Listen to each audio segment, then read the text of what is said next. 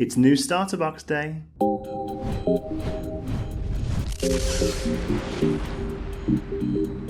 40k 9th edition is in full swing now, as we've got the starter box coming out today, I think, when this video goes out. 3 main versions to pick from. You've got the Recruit Edition, the Elite Edition, and the Command Edition. As far as what you're getting inside, it's pretty similar stuff with some notable exceptions. So first up is the Recruit box. It's got an RRP of around 50 USD. In that, on the Space Marine side, you're getting a Lieutenant and 5 Assault Intercessors, and the Necrons are rocking up with a Royal Warden, 10 Necron Warriors, and 3 Scarab Swarms. This box is actually really good value. It's working out around about $2.50 USD per miniature, and from a points point of view, it's 430 points. That works out about 9 points per dollar. Obviously, bearing in mind you're not going to be able to really build an army out of this, but it also comes with some basic rules, some dice, a little bit of cardboard terrain, and a paper plastic mat. This is a great way to get into the hobby, and there'll be lots of people looking for the other half of the box if you only specifically want one or the other, to be able to put them onto eBay or whatever. Overall, Recruit Edition kind of wins here for me, value-wise, but if you're looking for something more game-ready, the Elite Edition may well be for you. This one retails at 99 USD. Some slight changes from the previous box. The Lieutenant becomes a Captain on the Space Marine side, and the Necron Warden becomes an Overlord. As well as that, you get 3 Outriders as part of the Space Marines,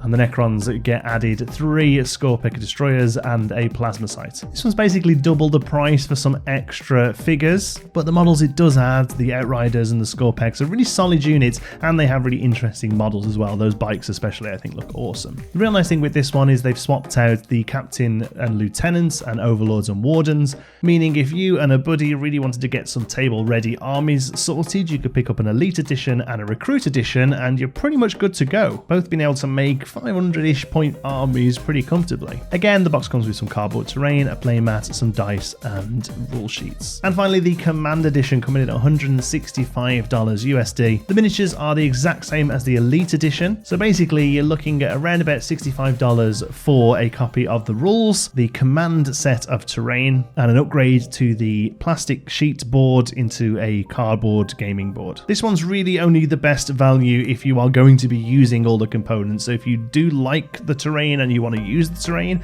and you're going to get the most out of both of the armies, this one works out pretty well. The core rulebook on its own is $65, and the terrain on its own is $90. So if you are going to pick up all of those things, this actually works out pretty well, but that's assuming that you wanted the terrain. It's also worth noting that the book that comes with this one is just a rules book, so it doesn't come with the background or the miniature showcase that you would get in the singly sold core book. And the gaming board it comes with at 22 inches by 30 inches isn't really big enough for any games. You'd need a couple of these, I guess, put together. But if you still need to pick up a copy of the rules and you're not too fussed on the lore, you're either really up on it already or it just isn't something that interests you, and you like the look of the terrain, I think the actual terrain itself looks really good, then the Command Edition actually works out pretty cost effective, but it is really only cost effective if you are going to be using everything that comes in the box. Here, the best bang for your buck is easily the Recruit Edition. I think it's a really good starter set.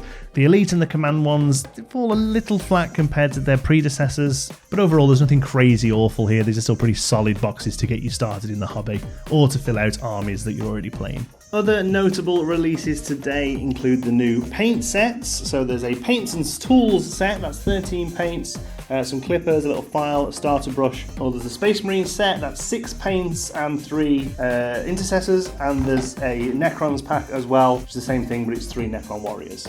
6 paints again, and a starter brush. And there's also the Battlefield expansion set. This is the terrain that comes with the Command Edition. So if you're just looking for the terrain, or if maybe you picked up Indomitus the other week and you're looking for some terrain to go with it, that's available as well. So there you go. Let us know in the comments if you're picking any of these up, or if you've already picked up Indomitus. If so, how much grey plastic have you still got sat around?